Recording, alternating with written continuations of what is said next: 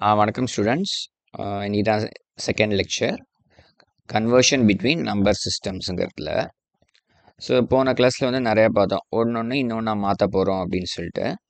So இப்போது ரொம்ப ஈஸியாக அதை முதல்ல முடிச்சிடலாம் அப்படின்னு பார்த்துருக்கேன்.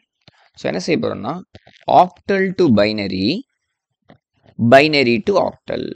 இதான் இருந்து ரொம்ப ஈஸியாக இருக்குது நான் பார்த்த வரைக்கும். ஸோ இதை முதல்ல முடிச்சிடும். ஸோ ஃபஸ்ட்டு வந்து ஆக்டல் டு பைனரி அப்படின்னு அர்த்தம். ஒரு ஆக்டல் நம்பர் கொடுத்துருப்பாங்க. ஆக்டல்னா பேஸ் 8ல் ஒரு நம்பர், அதை வந்து பேஸ் 2வாக மாற்றணும். ஓகேயா? ஸோ இது ரொம்ப சிம்பிள். ஸோ பேஸ் 8னா எதெல்லாம் இருக்கும்? 0லேருந்து 7 வரைக்கும் இருக்கும். கரெக்டாக? 0லேருந்து 7 வரைக்கும் இருக்கும் டிஜிட்ஸ். ஸோ இதை வந்து நம்ம பைனரியாக மாற்றணும். ஸோ ஒன்றும் இல்லை, ஒரு ஆக்டல் நம்பர் எடுத்துக்கோங்க. எக்ஸாம்பிளுக்கு 5ன்னு வச்சுக்கோங்களேன். இதை வந்து பைனரி எழுதுறது எப்படின்னா டெசிமலுக்கு எழுதுறோம் இல்லையா, அதே டைப் தான். ஒரே ரூல் என்னென்னா 3 பிட்ஸில் எழுதணும். 1 0 1 அப்படி எழுதணும். இப்போ 2ன்னு இருக்குன்னு வச்சுக்கோங்களேன். 2னாக்க 1 0 நம்ம படிச்சிருக்கோம் இல்லையா, 1 0ன்னு எழுதக்கூடாது, 3 பிட்ஸை எழுதிடணும். 0 1 0 அப்படின்னு எழுதிடணும். அவ்வளோதாங்க. புரியுதா? an octal digit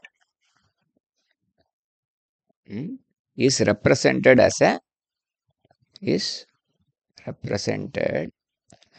a 3-bit binary number. 3-bit binary number. இதுதான் பாயிண்ட். இவ்வளவுதாங்க. இது தெரிஞ்சிருதுன்னா முடிச்ச மாதிரி. ஓகே, ஒரு எக்ஸாம்பிள் பார்க்கலாம். ஃபர்ஸ்ட் எக்ஸாம்பிள், இப்போ வந்து ஆக்டல் நம்பர் கொடுத்துட்டாங்க 275 அப்படின்னு கொடுத்துருக்காங்கன்னு வச்சுக்கோங்க. ஆக்டல் நம்பர் இப்போ என்ன செய்யணும்? ஒன்னொன்னையும் 3 பிட்ஸாக எழுத போகிறோம். ஸோ 2ன்னு இருக்கா, 2ங்கிறது எப்படி எழுதணும்? 0 1 0. 7ங்கிறது 1 1 1. 5 வந்து 1 0 1. அப்புறம் பேஸ் 2. இவ்வளோதான். சிம்பிளாக இருக்கு இல்லையா டெக்னிக்கு? ஸோ இன்னும் ஒரு 2 எக்ஸாம்பிள் பார்க்கலாம். இப்போ வந்து செகண்ட் எக்ஸாம்பிள். செகண்ட் வந்து 123 அப்படின்னு வச்சுக்கோங்க. 1 எப்படி எழுதணும்? 3 பிட்ஸில் எழுதணும். ஸோ 0 0 1. 2னாக்க 0 1 0. 3 வந்து 0 1 1. பேஸ் 2. இப்போ ஃப்ரண்ட்டில் இந்த ஜீரோஸ்லாம் எனக்கு வேண்டாம் அப்படின்னு நினச்சிங்கன்னா நீங்கள் வேணால் ரிமூவ் பண்ணிட்டு எழுதிக்கலாம். ஓகேயா? ஃப்ரண்ட்டில் இருக்கிற ஜீரோஸ் இல்லாமல் எழுதணும்னா இப்படி எழுதிக்கோங்க. ஆனால் ரூல் என்ன? ஒன்று 3 பிட்ஸாக எழுதிக்கணும் ஃபஸ்ட் ஸ்டெப்பில்.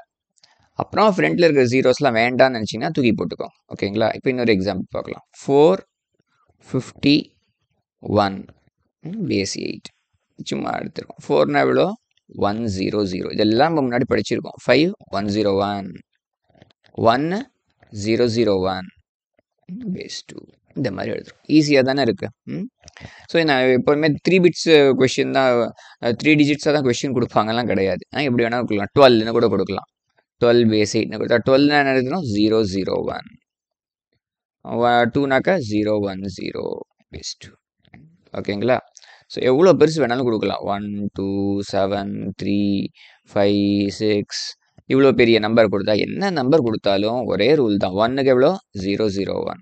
2 0 1 0. 7 1 1 1. 3 0 1 1. 5 1 0 1. 6 1 1 0 பேஸ் 2. புரிஞ்சுதா? ஸோ இது வந்து பார்ட் 1. பார்ட் 2ல் வந்து நம்ம டெசிமல் நம்பர்ஸ் ஆகட்டும், ஃப்ராக்ஷனல் நம்பர்ஸ் கொடுத்தா எப்படி எழுதுங்கிறது நம்ம பார்ட் 2ல் பார்க்கலாம். ஓகேங்களா? ஸோ இன்னையோட கொட்டேஷன் வந்து பி குட் டூ குட், அதை மறந்துடாதீங்க. ஓகேயா? பி குட் டூ குட், அது ரொம்ப இம்பார்ட்டன்ட். Okay, super. நெக்ஸ்ட் கிளாஸில் பார்க்கலாம். பாய்.